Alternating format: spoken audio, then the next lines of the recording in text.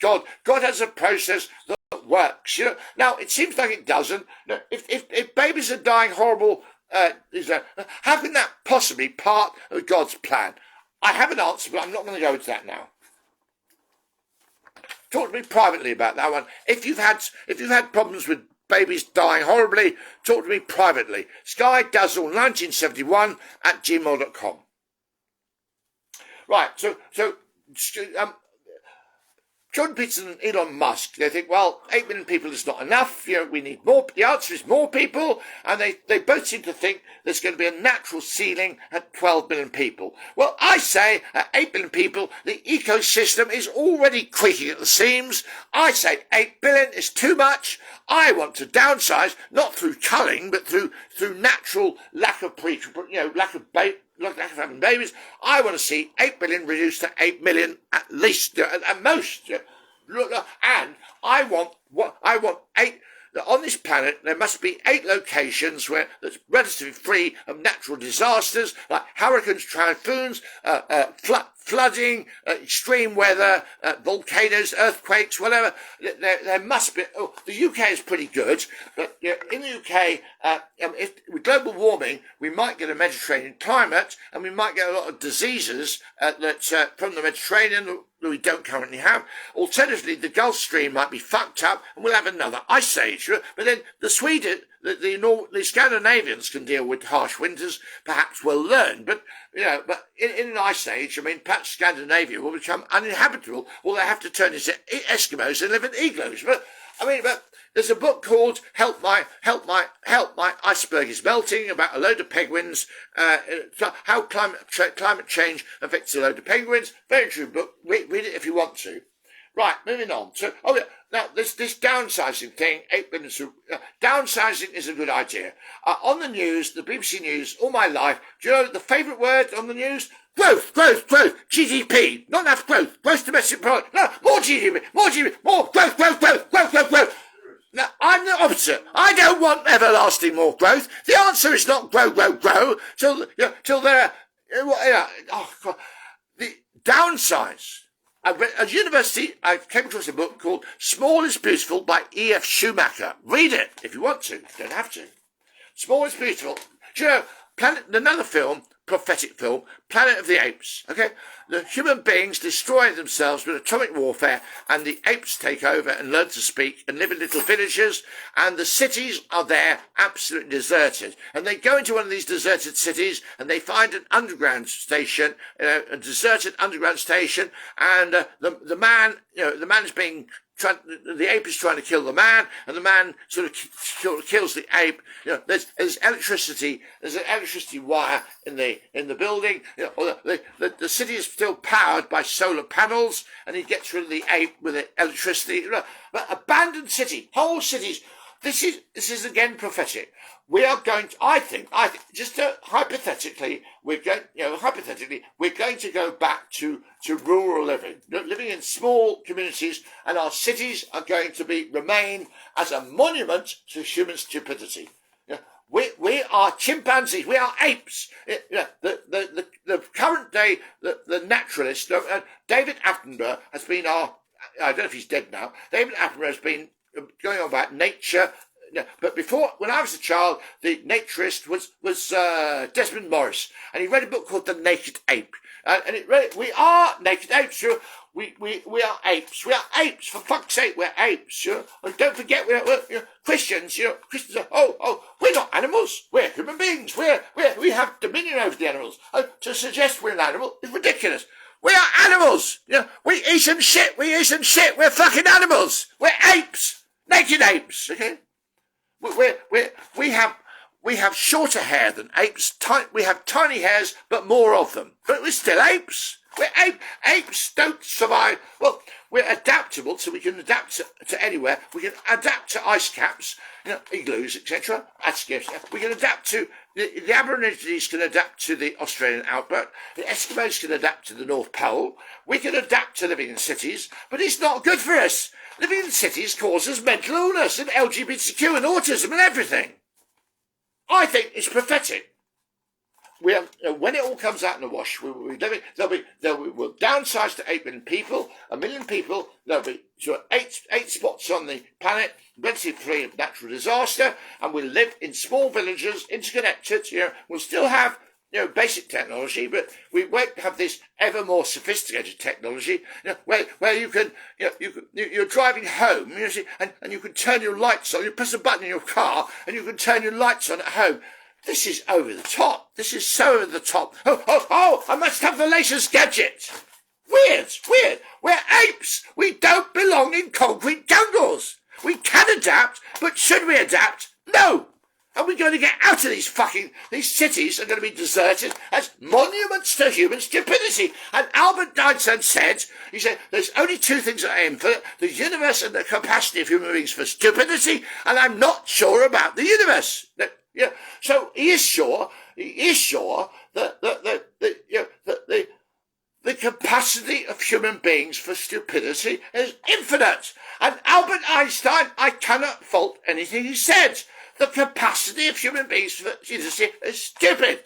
We can live, just because we can live in cities, and living in cities gives us some very interesting advantages, but should we because we can? In this case, no. Do you know what? I live in South London. I live in one of the most sophisticated cities in the world.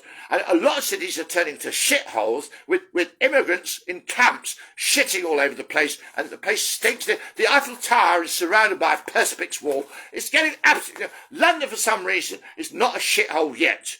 I like South London. What I admire, the buses are wonderful. And the trains, I feel so privileged. The trains in South London, they are absolutely amazing technology. They are visual. I've come up to Skegness from London, 3-hour journey on the train. The train is I feel so privileged to have a seat on a train like this, to have a seat on it for 3 hours, 3 hours up, 3 hours down. I feel so privileged to... the transportation system in the infrastructure in the Philippines is crap. Absolutely crap. By comparison, it's crap. I feel sending pictures of our trains to friends in the Philippines. I feel guilty. I'm making them feel bad about living in a crappy country. But they're happier than we are. People in crappy countries are happier than people in fucking London. Jesus Christ, am I off on one? Oh dear. I'm blaspheming. Oh, naughty boy, I'm blaspheming. Oh dear. I'm getting excited. This is a funny kind of excitement. The flip side of excitement is fear, by the way. Excitement and fear, 2 sides of the same coin. Am I scared shitless that if I'm not understood, my children would go down some fucking disgusting toilet? Most likely so. Oh, my children are so oblivious. My 3 sons have such a life of relative comfort. They are oblivious. I know how good and bad life can be. My sons, in an attempt to prepare them well for life, I've given them such a cosy start to life that they are, compared to me, they're oblivious. But good luck to them. Good luck to them. It'll all come out in the wash. Seriously, I don't sound like I believe that, do I? It won't come out in the wash for me, but it'll come the next generation, whatever. Please God, may it all come out in the wash. Please God, let me be right. It all comes out in the wash. So, fair, reasonable, flexible, naturalistic, holistic, and coherent. Now, in Buddhism, the most useful concept in Buddhism, according to me, is non-attachment. Now, why do they say non-attachment and not detachment? Non-attachment is, it means that everything in God's universe is of equal importance, or everything in God's universe is of equal unimportance. So there's me and my feelings. There's me and my feelings. There's these glasses, and there's this can of popsicle. All equally important. The sun is important. The moon is important.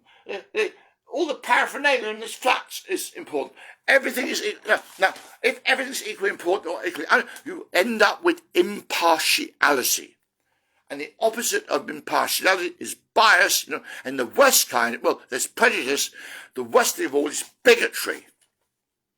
One end of the scale is impartiality. The other end of the scale is bigotry. So I've written down here impartiality versus bigotry. Okay. Now, I want this war between impartiality and bigotry. I want impartiality to win the lion's share. If there's a balance to be struck between impartiality and bigotry, the balance needs to be in favour of impartiality. So I've written down here, no bigotry, no bullying, no blackmailing, no subtle bullying, no bullying of oneself. That's a big one. The child abuse, bullying of oneself. If you bully a child to bully itself, that is the worst kind of child abuse. Also, no denial and projection. Make peace. Make peace, harmony, congeniality, conviviality. Make peace with your Jungian dark side. In Jungian psychology, we all have a dark side. We all have a shadow. Deny that you have a shadow, your evil will leak out. I've said here, make peace with your shadow, and you become a wholesome person. If you don't make peace with your shadow, especially if you deny you have a dark side, I don't have it. Well, again, back to women. Women. The myth is that women compared to men, men are vulgar, ugly, dangerous creatures, and by comparison, women are squeaky clean. Some women, too many women, are denying their dark side, and the dark side leaks out in ways that are hard to tackle. And I've written down here, love thine enemy. I don't know if this is biblical. Keep your friends close, but keep your enemies even closer. Those people, socialists who only read socialist publications are living in an echo chamber. Tories who read only Tory publications are living in an echo chamber. I tend to read, so publications that I agree with, I tend to read the headlines only. Publications I disagree with, if something puzzles me, I read about it in depth to find out the enemy's point of view. There's a Star Trek film called Star Trek Nemesis. Captain Kirk or whatever,